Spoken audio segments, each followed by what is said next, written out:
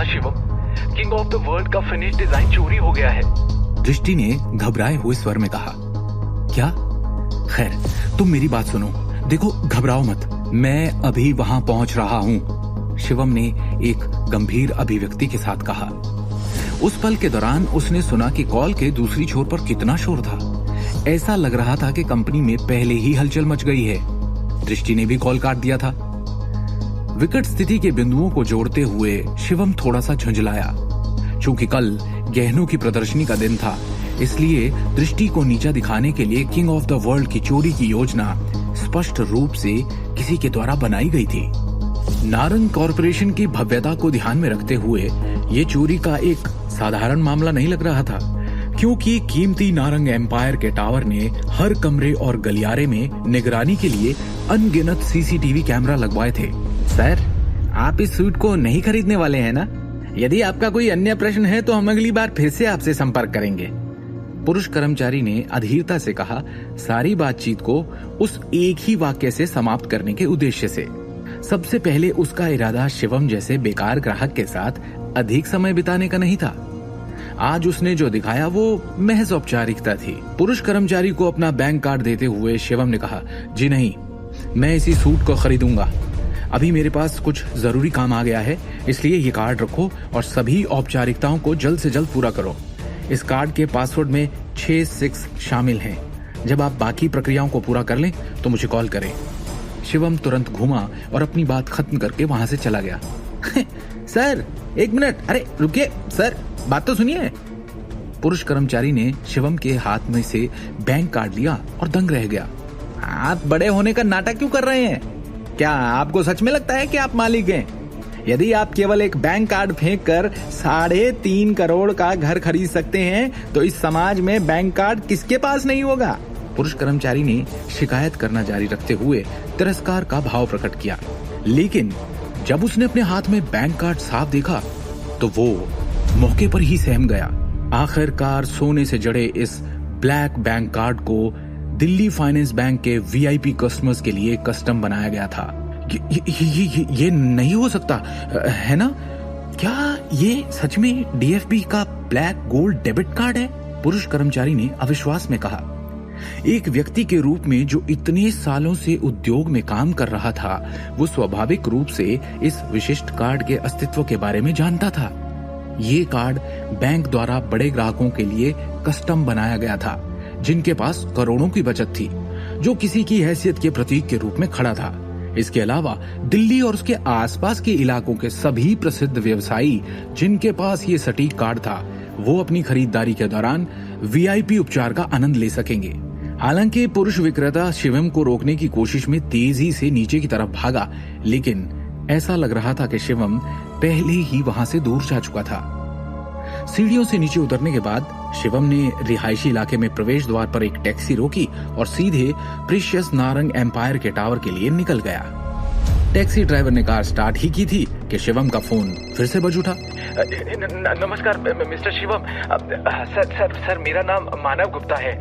मैं पहले आपकी उपेक्षा करने के लिए ईमानदारी से क्षमा चाहता हूँ। कृपया मुझे मेरे अनुचित व्यवहार के लिए क्षमा करें। पुरुष कर्मचारी ने भयभीत स्वर में फोन के दूसरी छोर पर तुरंत माफी मांगी।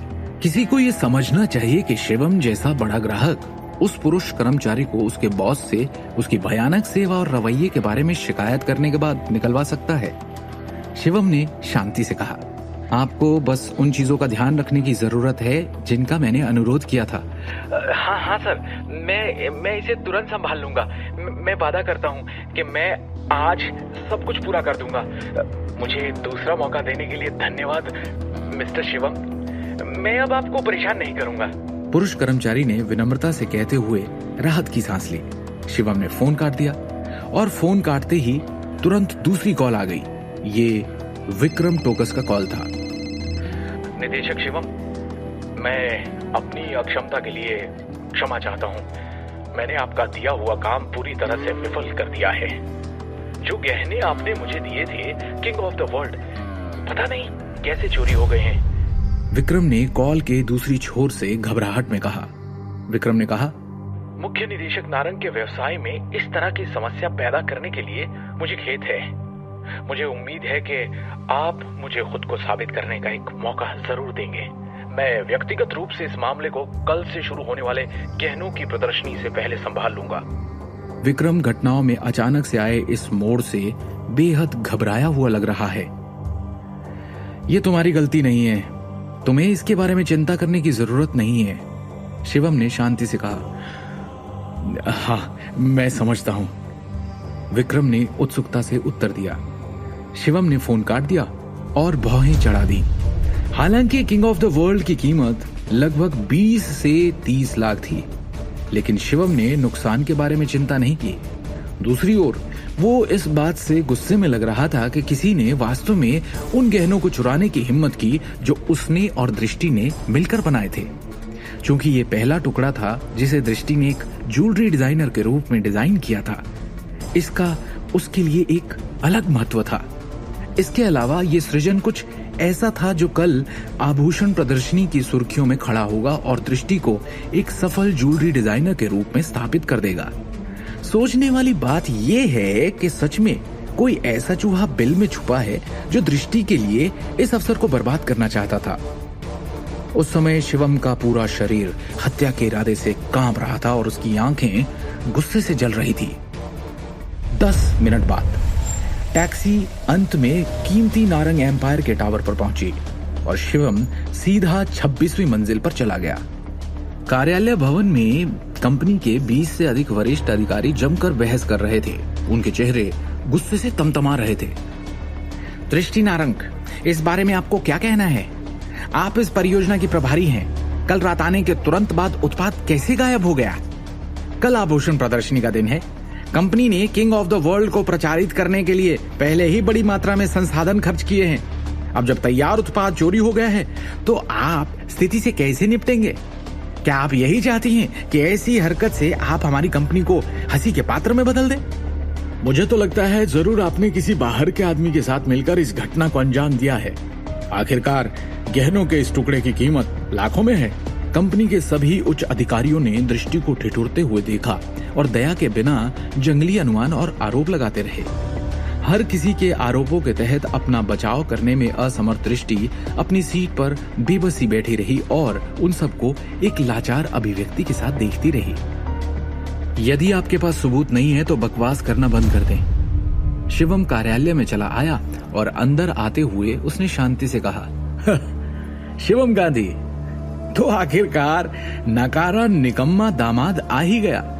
मुझे तो लगा था कि तुम अपने गुनाहों की सजा मिलने के डर से शर्माकर कहीं भाग गए। एक कठोर आवाज से अचानक कमरे में मौजूद सारे लोग चौंक गए। उस समय करण नारंग ने शिवम को एक चंचल अभिव्यक्ति के साथ देखा। ऐसा लग रहा था कि वो खुद से बेहद खुश है। तुम कहना क्या चाहते हो? शिवम ने करण से धीरे से पूछा। करण ने चालाकी से कहा, तुम सहायक निदेशक हो, वो व्यक्ति जो हर दिन किंग ऑफ द वर्ल्ड के संपर्क में आता है, और फिर जब वही गहना गायब होता है तो तुम कंपनी में मौजूद नहीं थे। अब या तो ये महज इत्तेफाक है या फिर हम सभी का मानना है कि इस चोरी में तुम्हारा हाथ है। बिल्कुल सही शिवम, हमारे पास ये संदेह करने का हर कारण है। तुम इस गंभीर अपराध के लिए जिम्मेदार थे। तुम उन कुछ लोगों में से एक हो जो अक्सर किंग ऑफ द वर्ल्ड के संपर्क में आते हैं और सटीक स्थान जानते हैं जहां यह संग्रहित था। इसके अलावा तुम कंपनी में एक नए कर्मचारी हो जिसकी बिल्कुल कोई विश्वसनीयता नहीं है। इसके अलावा ये देखते हुए कि गहनों का वो टुकड़ा लाखों का था, मुझे डर है कि तुमने अपनी इच्छाओं के आगे घुटने टेक दिए होंगे और अंतिम उत्पाद चुरा लिया होगा, है ना? अचानक कंपनी के कुछ बड़े लोग खड़े हो गए और शिवम पर अपने चेहरे पर गुस्से के भाव के साथ अनुचित आरोप लगाने लगे। ये ऐसा था जैसे शिवम ने वास्तव में किंग ऑफ द वर्ल्ड को चुरा लिया हो। वास्तव में मुझे पहले से ही संदेह था कि पिछली बार कुछ गलत था। हालांकि दृष्टि नारंग केवल एक दिन के लिए कार्यालय में थी। उसने पहले ही एक कार खरीद ली थी जिसकी कीमत 90 लाख के करीब थी। करण ने स्थिति का विश्लेषण करते हुए एक गंभीर अभिव्यक्ति के साथ कहा, इससे अकेले हम ये मान सकते हैं कि कार उन चीजों में से एक थी जिसे उसने लाखों के गहने बेचकर खरीदा था। ये देखते हुए कि वो अपने पैसे को लापरवाही से कैसे खर्च करती है, क्या आप में से कोई वास्तव में उसे यहाँ खड़े होने के लिए फिट देखता है? इतनी महत्वपूर्ण परियोजना के प्रभारी होने की बात तो जाने ही दो। क्या वो गुप्त रूप से जमाखोरी नहीं हो रही है और अपने लिए पैसों का उपयोग नहीं कर रही है? पिछली बार मैंने वित्त विभाग के प्रबंधक से उसके खाते की जांच करने के लिए कहा था। हालांकि कंपनी के शीर्ष प्रबंधन में से कोई भी मेरी सलाह सुनने को तैयार नहीं था। करण नारंग ने अत्यंत खेद के साथ कहा, अगर उन्होंने मेरी सलाह सुनी होती और दृष्टि के लेन देन के इतिहास की जांच की होती तो उन्हें निश्चित रूप से पर्दे के पीछे कुछ संदिग्ध हरकतें मिलती। हम तब इसकी सूचना निदेशक मंडल को देते और उन्हें निदेशक के पद से हटा देते। यदि तब हमने ऐसा किया होता तो आज ऐसे महत्वपूर्ण समय में हमारी कंपनी पर ऐसे संकट नहीं आता। बेशक हम इतने अंधे कैसे हो सकते थे? दृष्टि नारंग विपणन विभाग की एक छोटी सी कर्मचारी थी जो अचानक निदेशक के पद पर जा पहुंची। उसने अपने लालच के आगे घुटने टेक दिए होंगे और अपने लिए गहने चुरा लिए होंगे। ये निश्चित रूप से अपेक्षित है। आखिर जो लोग गरीबी में वापस गोता लगाने से डरते हैं वो इतनी महत्वपूर्ण स्थिति के लिए कैसे उपयुक्त हो सकते हैं? उसने अपनी संपत्ति बनाए रखने के लिए निश्चित रूप से गहने चुराए होंगे। हे भगवान, इस तरह से घृणित कार्य! दृष्टि ने निश्चित रूप से इस बार विश्व के राजा की डकैती में एक महत्वपूर्ण भूमिका निभाई होगी। करण के करीबी दोस्तों और वरिष्ठ अधिकारियों में से हर एक ने दृष्टि का उपहास करना शुरू कर दिया और आग में ईंधन डालना शुरू कर दिया और अपने अनाप शनाप अनुमानों के चलते दृष्टि पर आरोपों की बौछार करते रहे। अब इस बारे में सोचने या बात करने के लिए और बचा ही क्या है? दृष्टि ने जरूर बाहर के लोगों के साथ मिली भगत की होगी। वो स्पष्ट रूप से पैसों के चक्कर में बह गई थी। आखिरकार उसे देखने के बाद लाखों से अधिक की किसी चीज से कैसे लुभाया नहीं जा सकता था? क्या आपको लगता है कि एक दंपति जो कभी गरीब थे वास्तव में इस तरह के प्रलोभन को सहन कर सकते हैं? करण नारंग ने एक जासूस की तरह बात की, कदम दर कदम अटकलें लगाई। करण, बस चुप रहो। तुम झूठे आरोपों के साथ मेरी प्रतिष्ठा को धूमिल कर रहे हो, दृष्टि ने गुस्से से कहा।